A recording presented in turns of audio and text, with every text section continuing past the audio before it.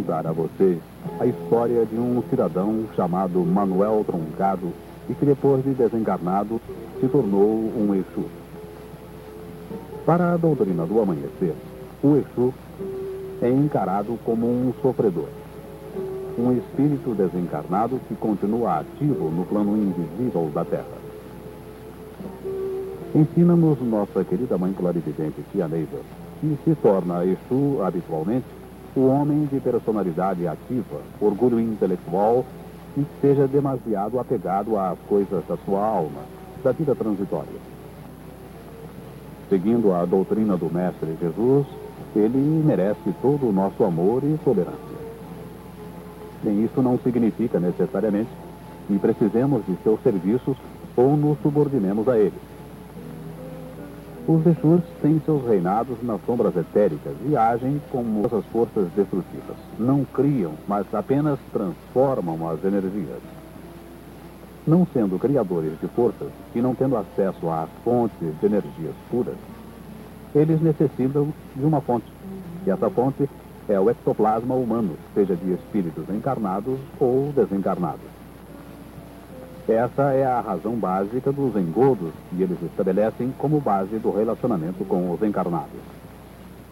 Sempre que o homem abandona a iluminação crística, a luz do amor, da tolerância e da humildade, ele fica sujeito às influências desses tipos de espíritos. Esse é o envolvimento daqueles que praticam as magias com intenções somente humanas e se colocam como juízes do bem e do mal. Bem, resumindo, o relacionamento com os Exus somente se faz em termos de troca de serviços, quando as intenções são da alma e não do espírito, quando a orientação não é a do Cristo Jesus.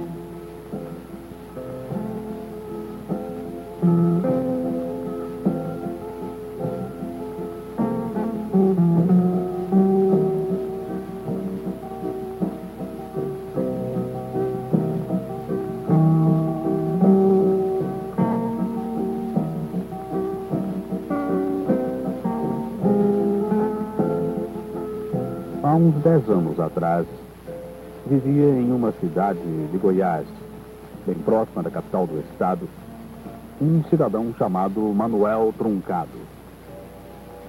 Ele era casado com uma mulher pacata e jovem, chamada Maria.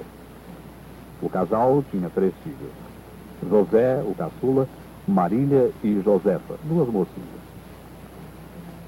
Manuel Truncado estava com mais de 40 anos e havia lutado muito para sobreviver com sua família.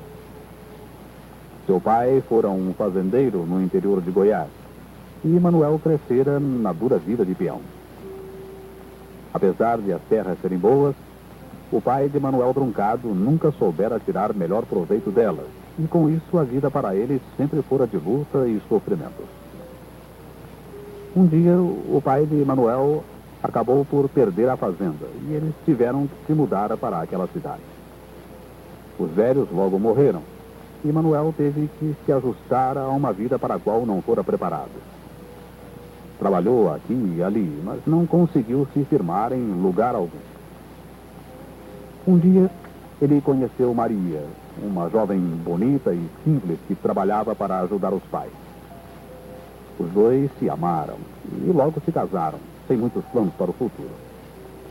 As pessoas acostumadas com a pobreza não olham muito à frente e resolvem os seus problemas com certa facilidade. E assim fizeram Manuel e Maria, e o casal logo ganhou uma filhinha. No primeiro ano de casado, Manuel procurou se firmar no trabalho árduo de carroceiro. O casal morava num barracão, que é uma casinha construída no fundo do terreno, deixando a frente toda limpa. Manuel tinha uma cocheira onde guardava a carroça e os seus 2 animais. Nas tardes quentes e de vento parado, o cheiro acre do estrume invadia a pequena residência. Mas eles já estavam tão acostumados que nem o sentiam. Manuel Truncado gostava de acariciar o corpinho tenro de Josefa deitada numa bacia forrada de panos. Depois veio Marília e, por último, José. A vida ficou tão apertada como a casinha em que moravam. e Manuel começou a frequentar com mais assiduidade o botequim da beira da estrada e a descuidar de seus negócios. Logo começou a se manifestar nele um gênio arrogante e agressivo que atemorizava os vizinhos e deixava as crianças com os olhos arregalados de medo. Enquanto isso, Maria, sempre quieta e acostumada ao trabalho duro, se resignava lavando roupa para ganhar algum dinheiro. Manuel começou a se ausentar de casa e chegava a passar noites fora. Nos dias que seguiam a essas ausências, ele costumava chegar na carroça com os cavalos meio estropiados e os largava no pátio. Resmungava qualquer coisa e se deitava em pleno dia de roupa e tudo. Maria então desatrelava os cavalos com o auxílio de José e das meninas e a casa ficava quieta, ouvindo-se apenas os roncos surdos de Manuel. Quem mais sofria com isso era o pequeno José. Ele já estava no primeiro ano do grupo escolar e sua inteligência viva procurava explicações das coisas que a escola não lhe ensinava. No princípio, Manuel procurava ajudá-lo em suas lições e Zezinho adorava fazer perguntas. Mas depois que Manuel começou a beber e a se ausentar, ele ficava horas e horas manuseando seus cadernos e na espera de que Manuel o ajudasse. E assim a situação foi piorando a ponto de se tornar insustentável. Começou a faltar comida e as discussões violentas se processavam sem mais nem menos. Maria, que habitualmente mal tinha tempo de chegar até a cerca da casa para falar com a vizinha, começou a sair em busca de auxílio. As crianças ficavam em casa e deixaram a escola. Maria, acostumada a viver sempre na vida dura de casa, começou a se embaraçar na vida fora de casa. Fez as primeiras dívidas e das dívidas passou aos favores ilícitos. Em pouco tempo se separou de Manuel Truncado e se prostituiu por completo. Um dia Manuel Truncado descobriu que estava só com seus cavalos estropiados. Maria o abandonara, sem deixar endereço e levando consigo as crianças. No princípio, Manuel pouco se importou e, juntando o pouco que restava de sua vida material, se lançou nas aventuras baixas da periferia da cidade. Até que uma ocasião, saudoso da família, ele decidiu sair à sua procura. Sua busca foi infrutífera, até que ele encontrou a morte, num desses tristes episódios que acontecem na calada da noite. Nos seus últimos tempos na Terra, ele começara a atribuir toda a sua desdita à esposa que o abandonara. Seus 7 dias na Pedra Branca foram de intensa agonia. Ele não conseguiu dominar seus desejos de vingança fomentados pela sua mente desvairada. Ao se ver livre, encaminhou-se como relâmpago em direção à família. Os mentores espirituais ficaram temerosos do que poderia acontecer à já tão sofrida família e o desviaram de rumo. Cheio de rancor e agressividade, Manuel Truncado acabou por ser atraído pelos bandidos do espaço. Bem, bandidos do espaço são espíritos desencarnados que se tornaram delinquentes. Embora eles andem em bandos, não formam falange, isto é, não seguem uma norma, uma bandeira ou finalidade específica como a maioria dos espíritos. Eles se comprazem em fazer mal sem uma finalidade em si. Por essa razão, eles são duplamente perigosos, pois nunca se sabe o que vai em suas mentes maldosas. Mas como dizíamos, Manuel Truncado acabou por ser atraído pelos bandidos do espaço e foi vendido a uma falange de um terreiro. Como na organização física, o mundo invisível vive da força, da energia individual. Os terreiros são organizações de relacionamento entre o plano invisível e o físico. Quanto mais espíritos são escravizados pelos Exus, maior é a sua força de trabalho. E essa falange pertencia ao reino do Exu Tranca-Rua, e Manuel Truncado passou a sofrer nas garras dos Exus tarimbados do terreiro.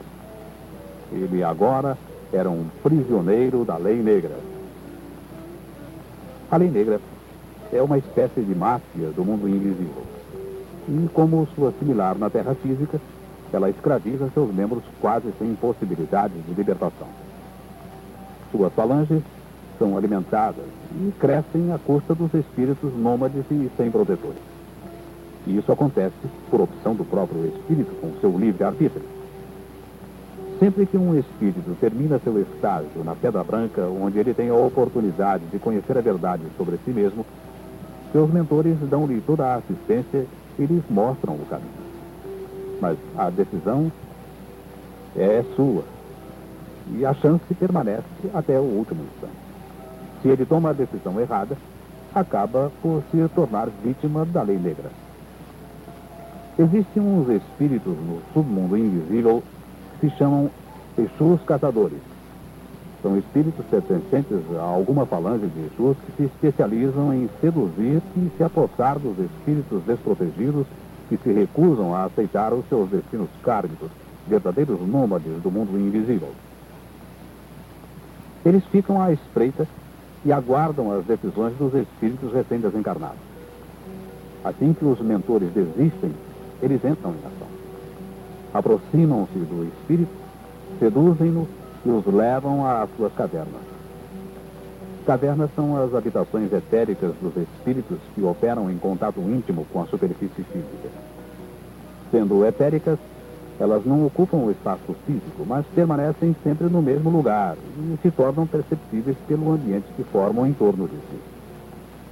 Lá, esses espíritos são submetidos a todas as sevícias e são treinados nos costumes até se tornarem Exus. Manuel Truncado conheceu então o que era realmente sofrer. Os anos da Terra foram se passando e ele foi adquirindo tarimba. Seu gênio agressivo o ajudou de tal maneira que ele logo começou a se destacar em meio às tenebrosas tarefas. Em pouco tempo, adquiriu o direito de se chamar Exu Tranca-Rua, nome do titular da falange, e passou a ser temido pelos mais ferozes espíritos da falange. Aos poucos, ele foi formando um grupo de adeptos e estabeleceu, então, o seu reino. Com sua esperteza, ele fez um convênio com o Exu Tenório. Esse espírito é um especialista em hipnose magnética, e isso lhe dá uma força terrível no submundo etérico. A hipnose se presta muito nas macumbas, e o novo Exu Tranca-Rua, ex-Manuel Truncado, se aproveitou disso. Estávamos então em 1959, e um fato inteiramente oposto aconteceu nas imediações da caverna de Tranca-Rua. Naquela data, mudara-se para o local chamado Serra do Ouro o grupo de Tia Neiva, e formara-se assim a primeira comunidade da corrente indiana do espaço, o Wesley. Continuava a correr na ampulheta da vida. Certo dia, Truncado, agora chamado Tranca-Rua, estava sentado no seu trono quando ouviu alguém praguejando com violência. Sabia por experiência que se tratava de algum novato recém-trazido pelos Exus caçadores. Muniu-se então do seu chicote magnético e se encaminhou para o local do barulho. Lembrava-se de como fora tratado quando chegara, e o seu maior prazer era aplicar pessoalmente a correção dos novatos. E ele tinha um jeito especial de chicoteá-los até convencê-los. O espírito estava seguro pelos caçadores e Truncado desfechou a primeira chibatada. A vítima urrou de dor e ódio e seus olhos lançavam chispas de ira impotente. Truncado ia dar a segunda chibatada quando seu braço estancou no ar como se tivesse batido num rochedo invisível.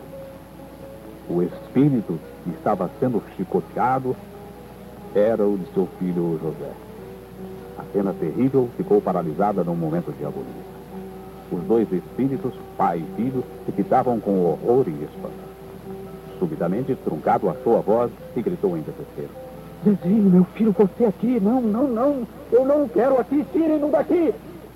Passado o primeiro momento de surpresa, os caçadores largaram Zezinho e começaram a zombar da fraqueza de Truncado, desenhando-o pela atitude tão diferente dos seus hábitos.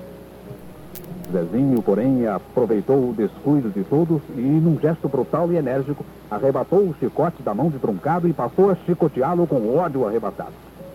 Truncado não se defendia, e Zezinho o chicoteava, e o chicoteou até ele cair sem força. E enquanto ele batia com um terrível chicote magnético, vociferava com ódio. Tome, miserável! Tome pelo mal que nos causou! A minha mãe se prostituiu por sua causa, seu canalha! Ela foi obrigada a isso para dar de comer a mim e às minhas irmãs, você se lembra? Josefa e Marília, as minhas irmãs, suas filhas, foram pelo mesmo caminho. Elas agora vão para o mesmo caminho que minha mãe, a prostituição. E tudo por sua culpa, seu miserável. Mas eu lhe disse que um dia eu encontraria. E agora eu o encontrei. O tempo continuou a correr na ampulheta da vida. Zezinho agora era um terrível tranca-rua, mais feroz que seu pai. Truncado, desmoralizado no próprio reino, mas não querendo se afastar de Zezinho, seu filho, tornou-se um nômade do submundo dos Exus. Cheio de ira e confuso com a cilada que a vida lhe preparara, redobrou as atividades maléficas sem cautela nem medida. Suas estrepolias puseram em sobressalto toda a região entre Anápolis e Alexânia durante longo tempo. Nessa época aconteceram desastres incríveis. Carros perdiam a direção sem causa aparente e a estrada começou a ter cruzes fincadas de pessoas que encarnavam nesses desastres. Crimes aconteciam nos sítios vizinhos da rodovia e o consumo da cachaça aumentou nos botequins de beira de estrada. A atmosfera da região começou a modificar-se visivelmente. Os macumbeiros aumentaram de número e as doenças tétricas varavam as noites nas várzeas e encruzilhadas. Na comunidade da Oeste, Tia Neiva recebia as lições dos mundos encantados dos Himalaias e os médios se desdobravam no serviço do Cristo Jesus. Um dia, Tia Neiva recebeu a notícia de que estava para chegar um circo que se instalaria nas imediações da Oeste. Mas não se tratava de um circo comum, desses que a gente está habituado a ver. Tratava-se de um circo etérico. De fato, o mundo invisível da região estava alvoroçado. O circo chegou com o estardalhaço, com seus palhaços, seus acrobatas e seus carros coloridos. O palhaço principal chamava-se Remendão. Os espíritos desencarnados afluíram para o circo em massa. Depois disso, desapareciam da região. Tranca-rua, Manuel Truncado, também não resistiu e foi ver o circo. Quando deu por si, estava capturado pela falange do centurião. Ele o urrou e ameaçou, mas de nada lhe adiantou. Levado para Oeste, foi sendo doutrinado e acabou por conversar longamente com Luta. Ela, na sua proverbial paciência, foi mostrando o seu quadro espiritual e ele ali ficou. A fagulha de ódio de seus olhos foi sendo substituída pela luz baixa do arrependimento. Às vezes, o seu gênio rancoroso o dominava e ele dava trabalho aos médiuns da Oeste. Por fim, os mentores, com o auxílio de Tia Neiva, conseguiram encaminhá-lo para o Canal Vermelho. O Canal Vermelho é um posto de socorro do plano etéreo. Cidade intermediária onde os espíritos permanecem em aprendizado até o máximo de 7 anos. Lá, ele foi atraído para o candomblé chamado Umatã. Mudou sua roupagem de Exu e sua maior preocupação continuou sendo o seu filho Zezinho. Na terra, na caverna do antigo Tranca-Rua Truncado, um outro rei impera no seu reinado de ódio, o Tranca-Rua ex-Zezinho. Sua ferocidade é maior do que era a do pai. O chicote magnético que fora usado pelo seu pai continuava a sibilar nas costas de outras vítimas, outros espíritos nômades apanhados pelos Exus caçadores. Naquele tempo, Tia Neiva sentia certa frustração no Canal Vermelho. Na verdade, para um espírito que conserva a mesma consciência nos vários planos em que penetra, a paisagem do Canal Vermelho assusta um pouco no começo. Apesar de bonito, com seus enormes jardins, suas pontes, seus belos edifícios, sua vida complexa, sua luz cambiante de tons lilás e sua simetria, seu conjunto dificulta a sintonia. É como uma cidade criada artificialmente e cheia de truques mágicos. Essa construção do plano etérico se destina à adaptação de espíritos arraigados a formas obsessivas de ideias. estabelece um clima de transição entre a concepção que alimentaram na Terra e a realidade do mundo invisível, da outra etapa da estrada da vida. Tia Neiva vai com frequência ao Canal Vermelho em sua missão. E nesse dia, enquanto aguardava a presença de seus amigos espirituais, ela observava com curiosidade as atividades em torno dela. De onde se achava, via o enorme letreiro de Umatã, que parecia mudar constantemente. Às vezes, ela lia a palavra Umbanda, e em outras vezes parecia que ali estava escrito Candomblé. Ficou então a pensar no assunto até que decifrou o enigma. Tratava-se de uma forma adequada para fazer certos espíritos que chegavam sentirem como que em casa. Não muito distante, havia uma espécie de templo com um letreiro onde se lia Igreja Presbiteriana. E pouco além havia um outro templo com um aspecto nitidamente católico. Dessa forma, os espíritos desencarnados encontram um ambiente similar do que viveram na Terra. Só que a realidade é bem diferente. Seja em termos de candomblé, de umbanda, de catolicismo, de protestantismo ou de qualquer outra doutrina, a direção é dos espíritos missionários, que mostram lentamente a esses espíritos sua sobrevivência depois da morte terrena. Nessa madrugada, Tia Neiva se encontrou com o Manuel Truncado. Ele se lembrou imediatamente dela, e sua primeira manifestação foi em torno de seu filho Zezinho e de sua família. Tia Neiva notou que ele ainda pensa muito em termos do Exu que foi na Terra. Embora tenha modificado sua roupagem, ele vai ao templo Umatã como ia aos terreiros da Terra. E Tia Neiva tem uma pena imensa desse espírito e o ajuda sempre que pode. Eram quase 5 horas da manhã quando Tia Neiva voltou para a Terra. Preocupada com a promessa feita a Manuel Truncado, ela procurou ver Zezinho, mas não conseguia vê-lo com sua roupagem de Exu. A única coisa que ela conseguiu captar em sua missão espiritual foi a figura de um menino de 7 anos. Um menino de 7 anos esperando o pai para lhe ensinar a lição da escola.